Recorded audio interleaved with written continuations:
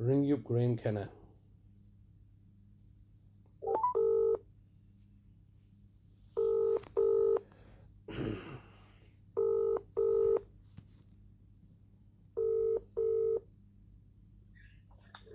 This is the voicemail of Graeme Kenna from the Legal Department for Adult Services in Bradford Council.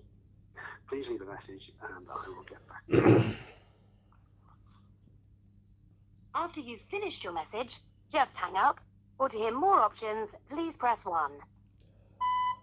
Yes, hello Mr. Kenna, it's Mr. Hussain here, once again leaving yourself another daily message. Today I've left you 90 previous messages. Today is message number 91 since the 10th of October 2024.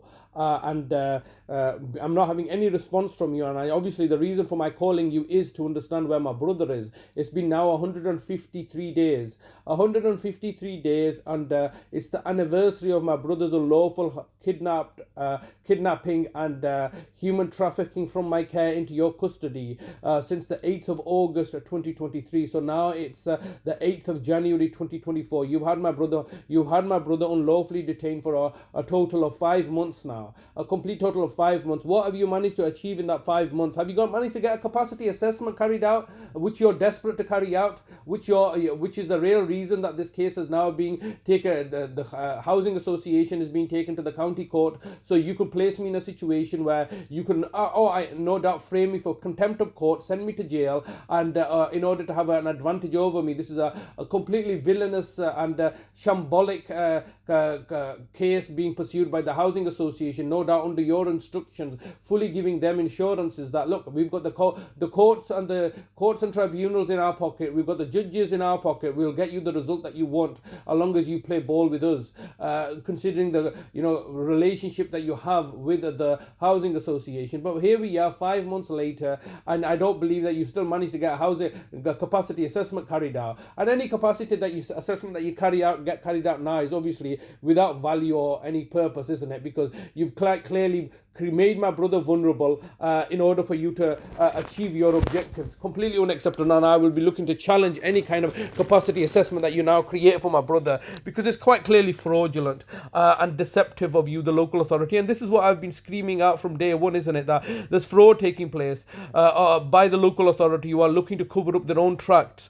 And I'm just mindful that it's all over the news now how the Prime Minister, Rishi Sunak, is apologising for, I'm sure you're familiar with the post office scandal. And that's a very similar kind of thing there, isn't it? The post office there was a problem with the post office computer system, and rather than admit to that failure, they knew the fact that there was a failure in their system, but yet they're allowed to prosecute so many other postmasters, and that's all come out now, public apologies and everything. But our case is far more of an order of magnitude worse, because similarly, much like the post office scandal, this scandal that you placed me and my family into has resulted in the premature death and murder of our family members, all with your clear understanding and hindsight. So no, it's not the case that the Crown or the government is above from committing criminality, and the post office scandal is quite clearly evident of this.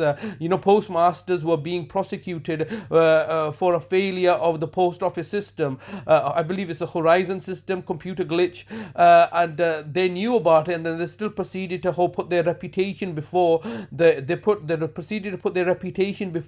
accepting their own mistakes. But yourselves as a local authority are equally just as bad, if not more so, many orders of the magnitude more so. You want to have a public persona of being the city of culture 2025. At the same time, look at the terrible villainous actions that you're committing against us. My brother is now 150, my vulnerable brother who does not speak English, who has mental health problems, who I was helping to recover, is now in your care and custody for a period of exactly 5 months without providing any kind of legal framework of how you achieved this. You've simply instructed the police to come and arrest me and put bail conditions on me, preventing me from seeing my brother. You've abducted my brother from my care because I was charging £1 million a week. Hey man, don't pay the £1 million a week. All you've really done now is justify and validated my care costs. In addition, why would you come down and take his passports for? This is simply ridiculous. And then the police keep on moving the goalposts goalpost of the end of the bail conditions. Well, we'll see about this. You know, the only people that were neglecting my brother was yourself. You had a legal duty of care under section 117 of the aftercare. You were failing, and then you're making me out to be an easy scapegoat. Please get back in touch with me. Thank you very much.